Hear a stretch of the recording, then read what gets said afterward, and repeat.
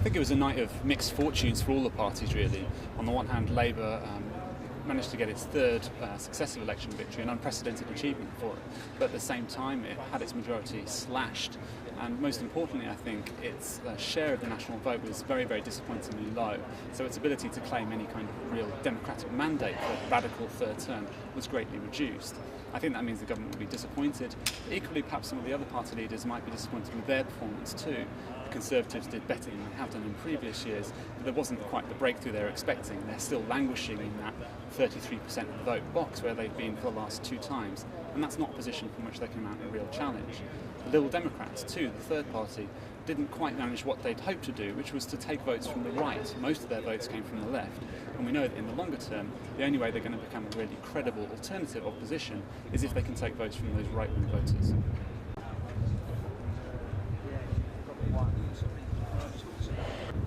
Well, the big story for British politics over the next year or so is going to be about Europe. It's going to be about the European Constitution referendum due next year.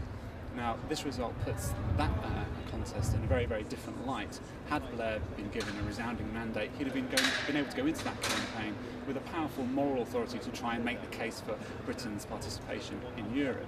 Having been given a very, very poor mandate, I think it makes it very difficult for Blair to enter that fray, and it may mean that his ability to win that campaign is greatly reduced. If that happens, it's very difficult to see his position as Premier being tenable, and he might be forced to stand aside. Tower block, so it's like how to kind of... I think to some extent Iraq will always be an issue so long as Tony Blair is Prime Minister. He is inextricably tied to that moment. His reputation, his trust amongst the public is very much tied to what happened with Britain's participation there. But Iraq as a kind of battleground issue I think will probably begin to wane, and it will start to become a more general question about can you trust Tony Blair to deliver on his promises.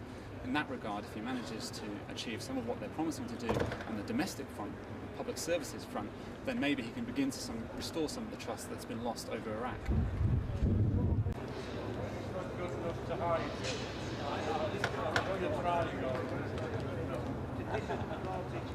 Other candidates, Liam Fox, the party chairman, David Cameron, the very young policy coordinator.